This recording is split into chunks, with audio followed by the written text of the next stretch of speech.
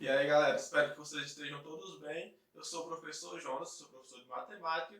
Estamos aqui para a gente tentar esclarecer algumas dúvidas sobre um assunto muito importante, que são as operações do conjunto dos números racionais, certo? Então, se você tem aí aquela dúvida de como fazer operações básicas com frações e números decimais, essa é a sua aula certa, bacana? Então, vai deixando aí seu comentário, qual é a sua dúvida, o que você achou desse vídeo, quais são suas sugestões para próximos vídeos, que a gente vai estar sempre procurando atender a sua necessidade. Bacana? Deixa o like, deixa aí a sua inscrição, que a gente vai aprender muito, beleza? Então, vamos de vídeo.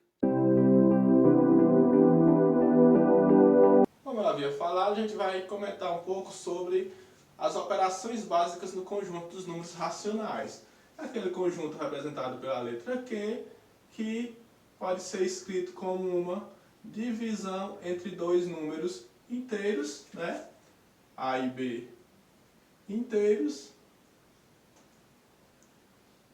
e B diferente de zero. Esse, de maneira bem prática, é o conjunto dos números racionais. O resultado dessa divisão pode surgir um número inteiro, ou seja, a divisão de dois números inteiros pode representar um número inteiro, pode gerar um número racional, um decimal exato, ou pode gerar uma dízima periódica, certo? Ou ainda a gente pode operar também com ele na forma de fração. Podemos fazer algumas operações com ele na forma de fração. Vamos analisar cada uma dessas possibilidades. A primeira possibilidade é quando a gente vai fazer, por exemplo, uma adição de frações.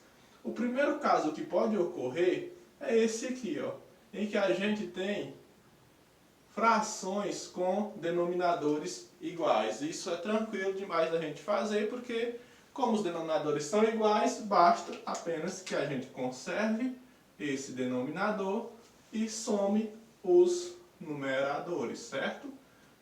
2 mais 5, 7. Então nós temos a fração 7 terços. Isso também vale para a operação de subtração. A única coisa diferente que vai ter é que em vez de adicionar, você vai subtrair. O segundo caso, em uma adição de frações, é quando os denominadores são diferentes. 2 terços mais 1 meio, por exemplo. São frações em que os denominadores são iguais. Então, uma das formas que a gente tem para resolver isso é fazer com que esses denominadores passem a ser iguais. Esses denominadores são diferentes porque eles passem a ser iguais. Então eu tenho que encontrar aqui um meio termo entre o número 3 e 2. Eu tenho que encontrar um valor que represente bem esses dois números. Sempre esse valor será o MMC entre os dois, certo? Então vai ser o mínimo múltiplo comum entre 3 e 2. Ao encontrar o MMC entre 3 e 2, como são números consecutivos, o MMC é bem simples, basta que eu multiplique 3 por 2. Caso não seja tão simples assim, você faz a decomposição em fatores primos, que tem uma aula que eu vou deixar aqui na descrição para você acompanhar como fazer a decomposição em fatores primos para encontrar o MMC, certo? Nesse caso aqui, o MMC é 6. Então eu vou colocar 6 como sendo o denominador dessas duas frações agora. E o que é que eu faço? Eu divido pelo numerador e divido pelo denominador e multiplico pelo numerador. 6 dividido por 3 é 2. 2 vezes 2, 4. 6 dividido por 2 é 3. Vezes 1 dá 3. Note que agora os denominadores eles são iguais. Então eu posso proceder igual no item anterior. Conservo 6 e somo 4 mais 3, 7. Uma outra maneira bem rápida de que eu consigo fazer, eu uso um termo que eu gosto muito, que é multiplica, multiplica e multiplica. Você vai fazer 3 multiplicações e você encontra esse resultado. Vamos lá, ó. Você pode fazer o seguinte, para encontrar o denominador, você multiplica os denominadores. 3 vezes 2, 6. Aqui em cima é uma adição de quem? Você multiplica cruzado agora, ó. 2 vezes 2, 4. 3 vezes 1, 3. A gente chega também lá no mesmo resultado. Isso vale tanto para a operação de adição quanto para a operação de subtração. Lembrando mais uma vez, certo? Então, essa é uma maneira bem prática de operar com frações, operação de adição e subtração. Vamos ver um pouquinho agora da operação de multiplicação e divisão. A operação de multiplicação de frações ou multiplicação com frações, em geral, ela é uma operação bem simples. Ó. Pode ser que a gente tenha duas frações multiplicando, certo? Podemos ter duas frações multiplicando. Em multiplicações de frações, eu sempre vou multiplicar o numerador pelo numerador e o denominador pelo denominador. Então, como resultado dessa multiplicação desse produto, eu tenho 2 vezes 5, que dá 10, e 7 vezes 3, que dá 21. Então, eu tenho uma fração 10, 21 avos. Em geral, a gente faz simplesmente isso. Mas, às vezes, você vê lá, por exemplo, uma fração vezes um número inteiro ou um número inteiro vezes uma fração, não é isso? Por exemplo, 3 vezes 7 sobre 2. É o mesmo processo, a mesma questão. O número inteiro 3, ele é como se fosse a fração 3 sobre 1. Então a gente pode proceder da mesma maneira que no exemplo anterior. 3 vezes 7 é 21 e 1 vezes 2 é 2. O processo é o mesmo, correto? E quando for uma divisão? Por exemplo, eu tenho a fração 3 sobre 2 dividido pela fração 4 sobre 3. Tem um processo que é bem usual, que as pessoas usam muito e ensinam muito, e tem um processo que eu acho bem prático também, que dá no mesmo. O primeiro, geralmente é ensinado, conserva-se a primeira fração e multiplica-se pelo inverso da segunda, ou seja, inverte a segunda fração, tá? 4 sobre 3 fica 3 sobre 4, e troca o sinal de dividir pelo sinal de vezes. A partir daqui é uma multiplicação, a gente procede dessa forma. Multiplica os numeradores, multiplica os denominadores. O outro processo que eu faço, que também é prático, é o seguinte, você multiplica cruzado, ó. 3 vezes 3, 9, 4 vezes 2, 8. Você também chega no mesmo resultado, certo? Pode aparecer também das frações estarem escritas dessa forma. 5 meios dividido por 1/3, por exemplo. Aí sim, você pode reescrevê-las dessa forma, para poder fazer a divisão, né? É a mais fácil.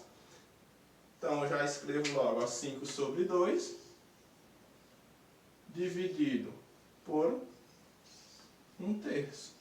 Posso usar a regra que eu expliquei na estante, ó.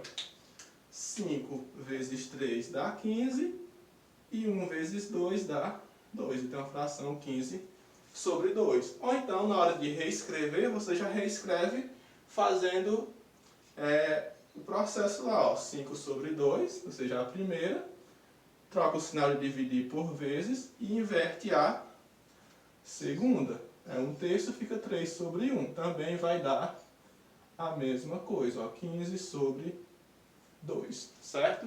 Então essas são as 4 operações básicas nas frações. Então nós vamos aprender agora um pouco também sobre essas 4 operações, só que com números decimais. Quando a gente está fazendo as operações básicas com números decimais, ele é bem parecido com o processo de resolver operações com números inteiros, certo? A gente precisa prestar atenção apenas em alguns pontos que eu vou esclarecer.